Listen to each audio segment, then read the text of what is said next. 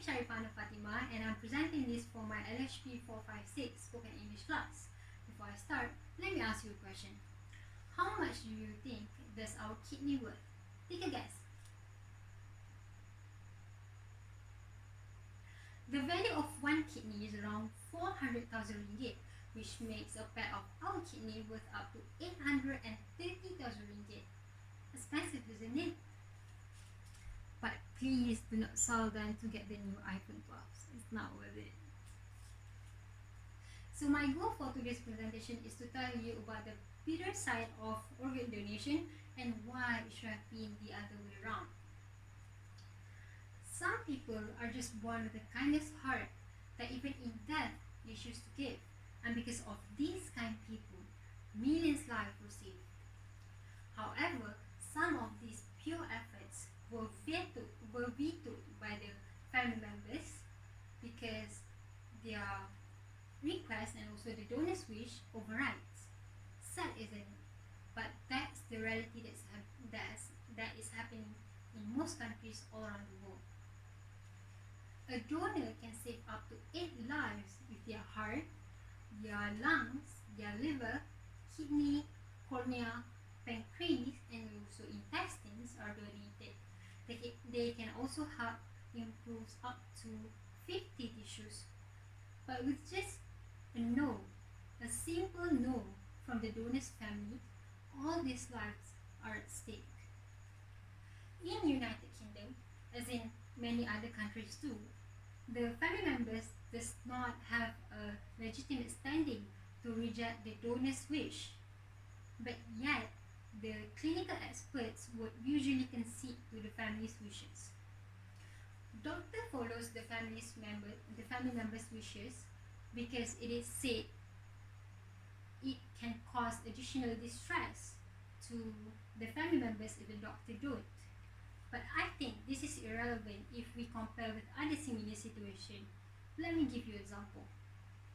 In a case where the donor left a will that might distribute all of his or her property to people in need or maybe to charity, but not their relatives, this can also cause distress to family members. But this distress does not surpass their right to decide. It will still go according to the deceased wish. So why can't this be applied to organ donation too? There's also no reason why the distress experienced by the donor's family should be favored over the distress felt by the people who needed the organ. The interest of the candidates of organ recipients in not dying is far more morally significant than the interest that the family have in avoiding additional distress. It is also possible that the additional distress are caused from the need to make a difficult decision in a difficult time.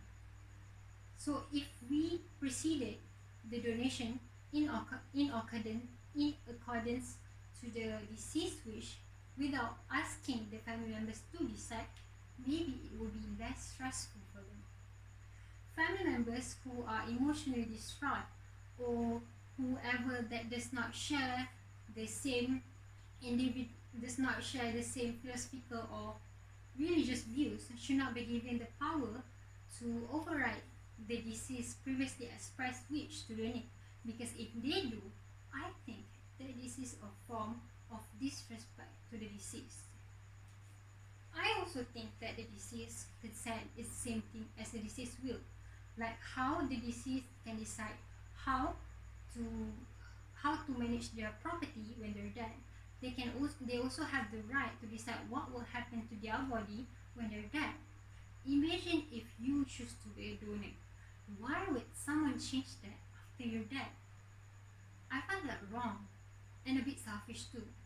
The feelings of the living shouldn't prevail just because the dead cannot speak for themselves. In some cases, the family members actually did regret opposing to the donation after the donor is buried or cremated. So this ultimately shows that the decision to organ donation should follow the donors, not the family members. But of course, the family members should be given some time to mourn for their loved ones before the procedure starts. In other cases, family members would oppose to the donation because of religious views, even though it is clear that most major religions such as Islam, Buddhist, Hindu, and even Christian consider organ donation as an act of generosity, and it is in their favor.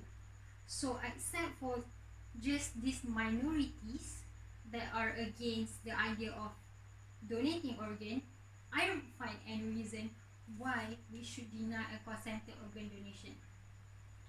For your information, only 3 people out of 1,000 would die in a way that allow organ donation to proceed, while the waiting list for organ donation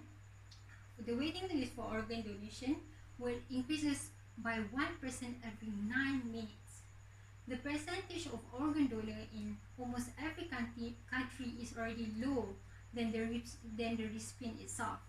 We keep educating people and encouraging them to be a donor. So letting the family members to have a final say in the organ donation while the deceased himself or herself clearly allows it would definitely throw all the efforts to waste.